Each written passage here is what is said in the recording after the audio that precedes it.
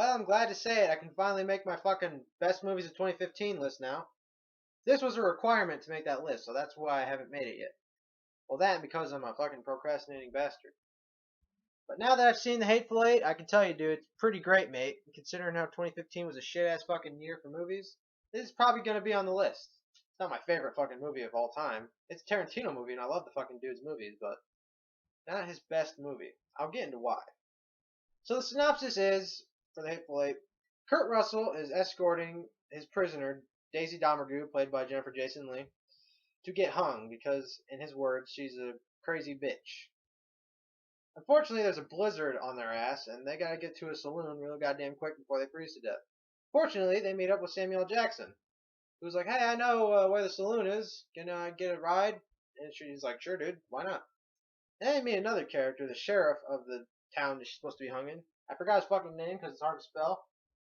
Walton Goggins, the sheriff of the town. I probably fucking butchered his last name. Sorry.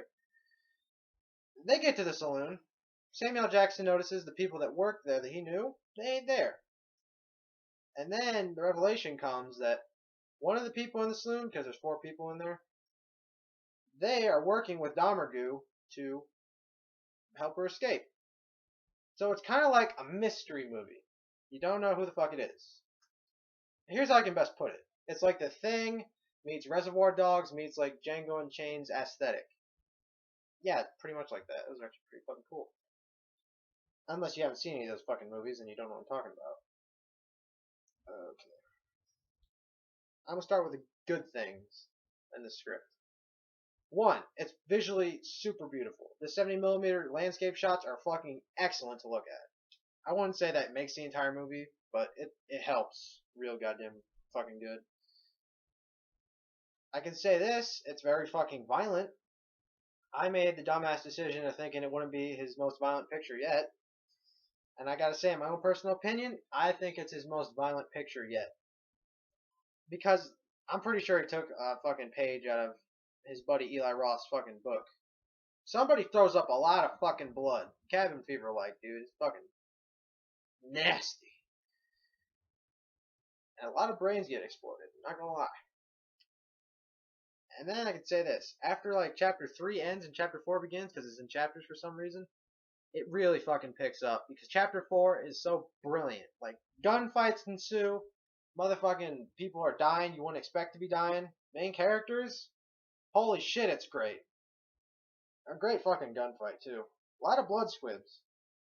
And I fucking love blood squibs. They're like my favorite thing in film. They need to bring those back instead of those shit-ass CGI blood squibs. Okay, what else? It has great character development. I'll give it that.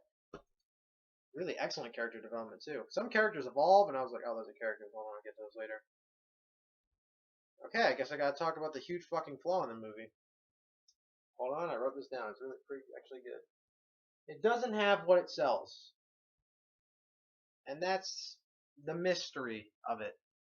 He spends so much fucking time in like the first act and first couple chapters, if you want to call them that, building up these characters. He forgets that it's a murder mystery kind of movie. You don't know who the murderer is. He doesn't bring it up until like the end of chapter 3, and then they dismiss it anyways. And then in like chapter 4, motherfucker bites the dust, and they're like, oh, somebody here done it.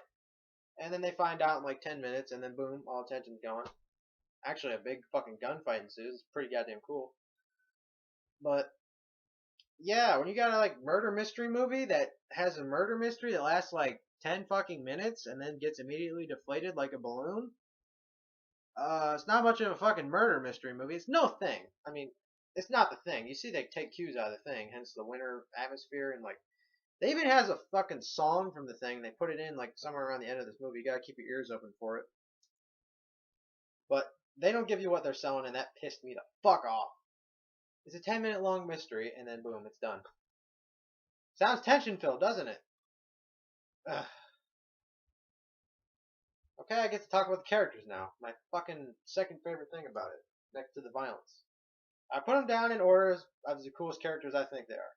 Samuel Jackson is Colonel Marcus Warren. He steals the fucking show. Well, so does Kurt Russell with that bomb-ass mustache.